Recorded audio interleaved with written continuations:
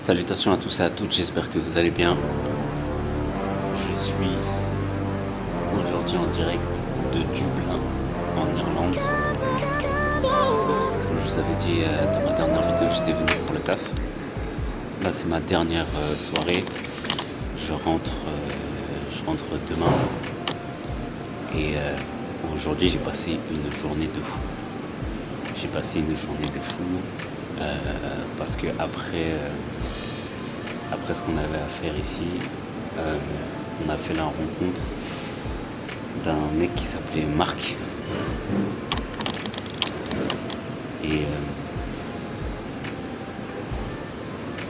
Et parfois, en fait, je me dis, quand tu laisses place à l'inconnu, ça peut aboutir sur de belles rencontres, et c'est surtout le fait de pouvoir partager les histoires, en fait, moi, qui m'intéressent.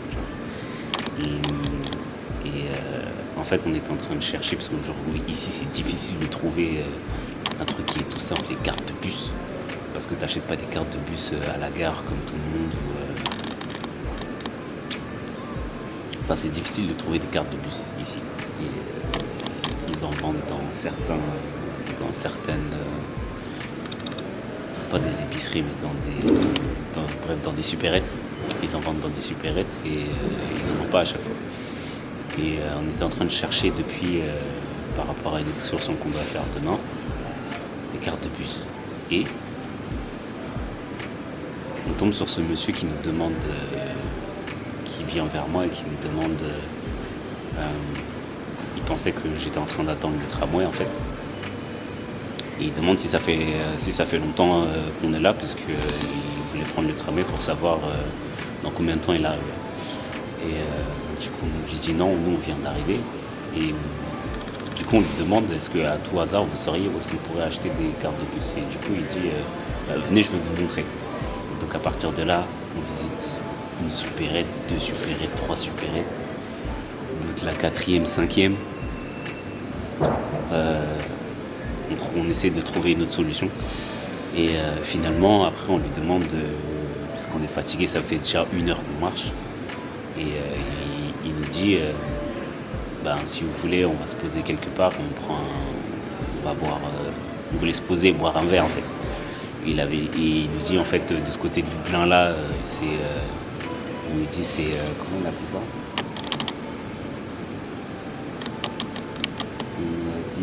Ouais, voilà, il nous dit de ce côté du Dublin, c'est Times Square. Et de l'autre côté, en fait, il y a plus de choses et ce sera le Dublin plus authentique. Donc du coup, il nous emmène. Moi, au début, je commençais à voir le truc bizarre, tu vois. Parce que un mec sorti de nulle part comme ça, t'es là, il nous aide, il est resté avec nous pendant plus d'1 heure et tout. Et là, il veut nous emmener je sais pas où. Moi, j'étais sur mes gardes un peu, mais en parlant avec lui, on était en train de parler sur le chemin avec lui. Il fait de la production vidéo aussi, parce qu'il a reconnu ma caméra, il reconnaît les caméras que j'avais. J'ai un A6600 et un 90D. Donc il me dit, ah ok, donc il me parle de mon objectif, tout ça. Donc, je vois qu'il s'y connaît quand même, le mec, tu vois. Et du coup, je discute avec lui. Et petit à petit, il commence à me parler. Je lui demande qu'est-ce qu'il fait dans la vie. Il commence à me raconter son histoire. Et le mec, je me rends compte au fur et à mesure du temps, c'est qu'il a beaucoup voyagé, en fait. Et le truc aussi, un truc particulier, c'est que il nous demande si on est français. Après, il dit, ouais, je parle un peu français. Mais le mec, il parle français, mais il parle quand même bien français. Et il me dit qu'il a appris le français parce qu'il a grandi au Burkina Faso. C'est un blanc pour préciser, c'est un Irlandais. Et il me dit qu'il a appris le français au Burkina Faso, donc le mec intriguant, tu vois. Donc je commence à lui poser des questions, il me parle du Ghana, il me dit qu'il a vécu une partie au Ghana. Je dis, oh, et ce mec-là, ça fait partie des personnes qui ont un peu fait le tour du monde, tu vois, les globetrotters, les trucs comme ça. Une personnalité super intéressante. Et on arrive dans ce bar. Dans le bar, on commence à parler. Et on est resté en tout 3 heures à discuter. Un gars super passionnant, Marc. Il nous parle de la raison pour laquelle il est parti au Burkina Faso. Donc du coup, non, plutôt, il avait grandi au Ghana et il est parti au Burkina Faso parce qu'il avait lu les livres de Thomas Sankara. Et donc c'est une personnalité qui a chamboulé son esprit, donc il a décidé de partir dans ce pays pour pouvoir apprendre en fait de l'histoire de Thomas Sankara. Donc il est parti avec ses économies et son aventure en fait là-bas elle a commencé comme ça. Et il a été tellement inspiré par Thomas Sankara qu'il avait décidé au fur et à mesure de son périple dans sa vie de pouvoir écrire un documentaire en fait, de faire un documentaire sur lui. Et le mec, je sais pas, enfin, il a sauté plein d'étapes. Bref, il a plein de contacts. En fait, c'est un plug partout. Parce que même quand on est parti, il nous a dit ouais, si vous avez besoin d'aller au Ghana, il m'a dit tu me dis parce que si tu as besoin de visiter le Ghana, tu me dis, moi je connais des personnes qui sont comme la famille là-bas, qui vont prendre soin de toi comme si tu étais comme si c'était ta famille, comme si c'était ma famille. Tu vois.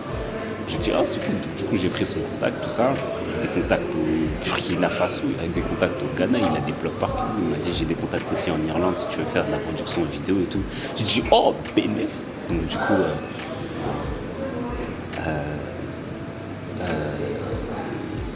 au fur et à mesure du temps, je me rends compte que le mec il fait plein de choses, mais le gars super humble. Et il nous raconte du coup qu'il a rencontré la femme de Thomas Sankara, il a rencontré une personne qui était proche de son entourage, avec qui aussi il a fait des interviews. Il avait rencontré la femme de Thomas Sankara en France. Donc du coup, grâce à un intermédiaire et tout, il nous raconte tout ça, preuve à l'appui et tout. Incroyable. Et donc du coup on passe la soirée avec lui, on avait même un rendez-vous à 21h qu'on a raté parce qu'on était tellement pris dans l'histoire et tout. Vraiment une rencontre incroyable. Mais j'ai passé vraiment une très bonne soirée et un contact en plus, une rencontre en plus qui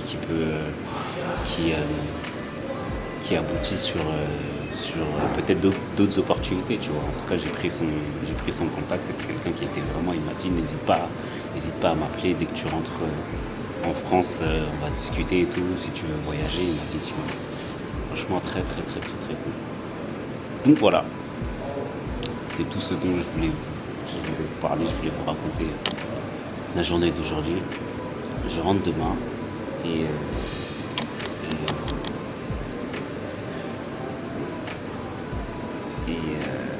ça va un peu mieux. Je pense même le fait de voyager, ça m'a fait du bien de pouvoir m'aérer un peu l'esprit.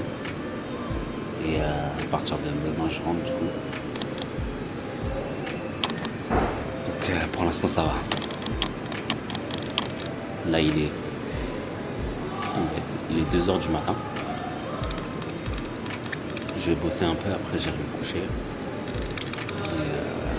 Franchement, l'Irlande pas mal. Surtout au niveau des personnes et tout. Je pense que je reviendrai, ce que j'ai dit à Marc justement, je reviendrai pour voir plus la partie, le paysage, la nature, etc. Parce que là on est resté principalement à Dublin. Et ça m'a fait penser, ça ressemble un peu à Londres, mais c'est différent. J'ai préféré, l'ambiance ici, j'ai préféré que, contrairement à celle de Londres où j'ai l'habitude de partir. Mais ici, franchement, c'est pas mal.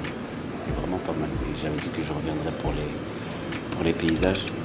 Il m'a dit la prochaine fois que tu reviens, tu m'appelles. Très belle rencontre. Et le fait de sortir de ma zone de confort aussi, je pense que ça, je me suis bougé un peu, tu vois, à ce niveau-là. Et au final, ça donne de belles rencontres. Donc je suis content. Prenez soin de vous, prenez soin de vos proches et de vos proches. Nous on se retrouve demain, peut-être, pour une